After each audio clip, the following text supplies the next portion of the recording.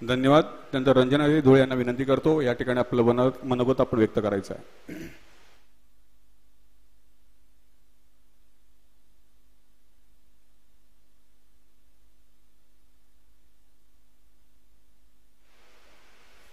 नमस्कार.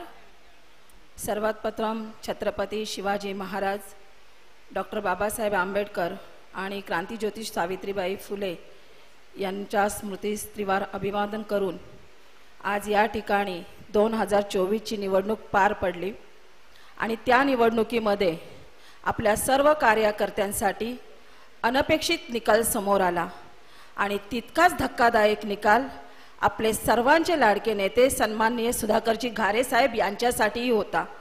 आणि तरी सुद्धा आपल्या कार्यकर्त्यांसाठी मोठ्या उमेदीने उठून आज त्यांनी आपल्या कार्यकर्त्यांना बळ देण्यासाठी आजची ही नवसंकल्प सभा आयोजित केलेली आहे. आणि त्या सभेच्या निमित्तानं या ठिकाणी उपस्थित असलेले अगदी आत्तापर्यंत सर्वांनी मनोगत व्यक्त केलं.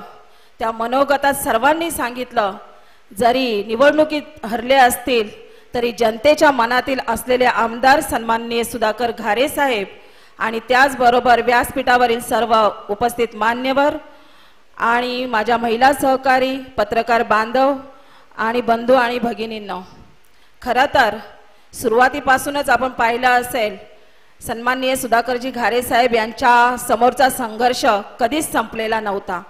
महायुतीचं तिकीट नाही, कोणत्याही पक्षाची अधिकृत उमेदवारी नाही आणि प्रथमच विधानसभेच्या रणांगणात उतरलेले सुधाकर घारे साहेब हे हरून जावेत, खचून जावेत म्हणून विरोधक देव पाण्यात घेऊन बसले होते.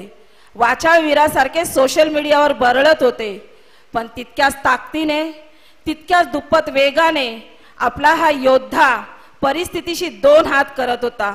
हा योद्धा खचला नाही. तो खचला नाही याच्यासाठी की त्यांना माहिती होतं की माझ्यावर ही कर्जत खालापूरची जनता प्रेम करते. त्यांना माहिती होतं की कर्जत खालापूरचा विकास हा मला करून दाखवायचा आहे. त्यांना माहिती होतं की इथे जी मुजोरशाही आहे, दडपशाही आहे, त्या जनतेला त्यांच्या तावडीतून वाचवायचं होतं. आणि म्हणूनच आपण सगळ्यांनी अनपेक्षित जेव्हा निकाल पाहिला तेव्हा साहजिकच वाटतं की आपला हा योद्धा हरला नाही तर नडला.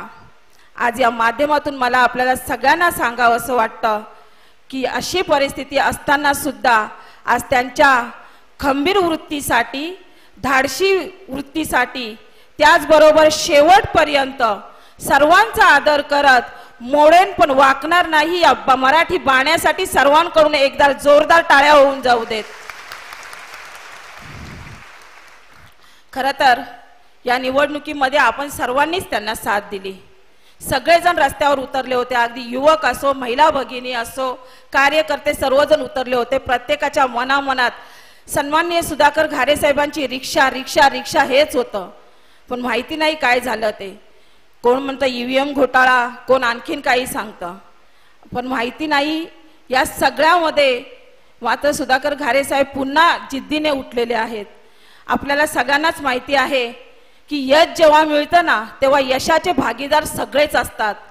पण अपयश येतं तेव्हा त्या अपयशाचा धनी हा एकटाच असतो. पण आज या माध्यमातून मला सर्वांना आवर्जून सांगावं असं वाटतं की ज्यावेळी आपल्या सर्वांसाठी सन्माननीय घारे साहेबांनी अपक्ष निवडणूक लढवण्याचं ठरवलं त्यावेळी आपण सर्वजण सुधाकर घारे होऊन रस्त्यावर उतरलो होतो. आठवतंय ना? आणि आज म्हणूनच मला सांगायचंय की आजची वेळ आहे आपण त्यांच्या पाठीशी उभं राहण्याची.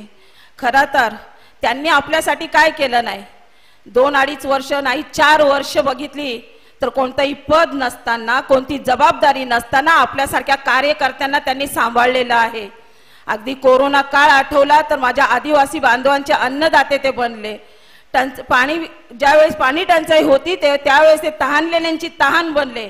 आणि त्याहीपेक्षा महत्त्वाचं म्हणजे ज्यावेळेस आपल्यासारखे कार्यकर्ते अडीअडचणीत असायचे, अगदी गंजले रांजलेले असायचे, अशा वेळेस ते सर्वांचे देवदूत बनले. आणि एवढं होऊन सुद्धा आजची ही नवसंकल्प सभा आयोजित करताना जेव्हा एंट्री केली त्यावेळेस येते त्यांचं हे वाक्य बघा, सर्वांच्या प्रती धन्य पावलो.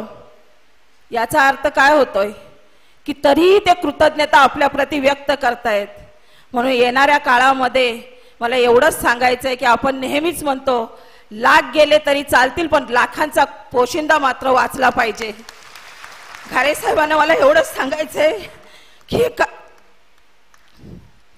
हे कार्यकर्ते तुमच्यावर खूप प्रेम करतात, पण तितकंच प्रेम आपणही केलेलं आहे.